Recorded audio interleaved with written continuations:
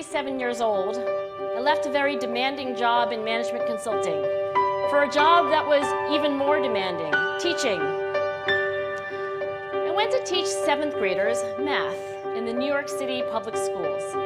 And like any teacher, I made quizzes and tests, I gave out homework assignments. When the work came back, I calculated grades. What struck me was that I was not the only difference between my best and my worst students. Some of my strongest performers did not have stratospheric IQ scores. Some of my smartest kids weren't doing so well. And that got me thinking. Things you need to learn in 7th grade math, sure, they're hard. Ratio, decimals, the area of a parallelogram. But these concepts are not impossible. And I was firmly convinced that every one of my students could learn the material if they worked hard and long enough. After several more years of teaching, I came to the conclusion that what we need in education is a much better understanding of students and learning from a motivational perspective, from a psychological perspective. In education, the one thing we know how to measure best is IQ. But what if doing well in school and in life depends on much more than your ability to learn quickly and easily? So I left the classroom and I went to graduate school to become a psychologist. I started studying kids and adults in all kinds of super challenging settings. And in every study, my question was, who is successful here and why? My research team and I went to West Point Military Academy. We tried to predict which cadets would stay in military training and which would drop out. We went to the National Spelling Bee and tried to predict which children would advance farthest in competition. We studied rookie teachers working in really tough neighborhoods, asking which teachers are still going to be here in teaching by the end of the school year. And of those, who will be the most effective at improving learning outcomes for their students? We partnered with private companies asking which of these salespeople is going to keep their jobs and who's going to earn the most money. In all those very different contexts, one characteristic emerged as a significant predictor of success. And it wasn't social intelligence, it wasn't good looks, physical health, and it wasn't IQ. It was grit. Grit is passion and perseverance for very long-term goals. Grit is having stamina.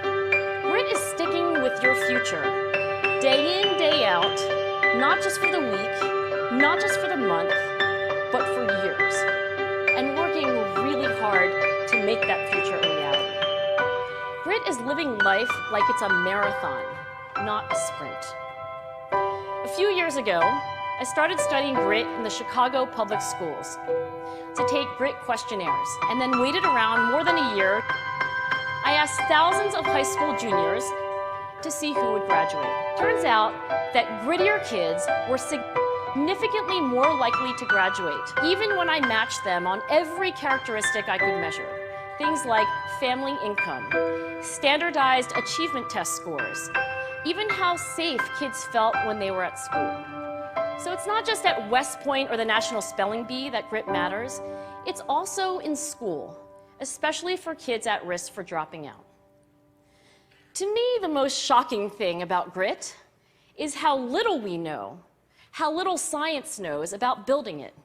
Every day, parents and teachers ask me, how do I build grit in kids? What do I do to teach kids a solid work ethic? How do I keep them motivated for the long run? The honest answer is, I don't know. What I do know is that talent doesn't make you gritty. Our data show very clearly that there are many talented individuals who simply do not follow through on their commitments. In fact, in our data, grit is usually unrelated or even inversely related to measures of talent. So far, the best idea I've heard about building grit in kids is something called growth mindset. This is an idea developed at Stanford University by Carol Dweck, and it is the belief that the ability to learn is not fixed, that it can change with your effort. Dr. Dweck has shown that when kids read and learn about the brain how it changes and grows in response to challenge, they're much more likely to persevere when they fail because they don't believe that failure is a permanent condition. So growth mindset is a great idea for building grit, but we need more. And that's where I'm going to end my remarks, because that's where we are. That's the work that stands before us. We need to take our best ideas, our strongest intuitions, and we need to test them. We need to measure whether we've been successful, and we have to be willing to fail, to be wrong, to start over again with lessons learned. In other words, we need to be gritty about getting our kids grittier. Thank you.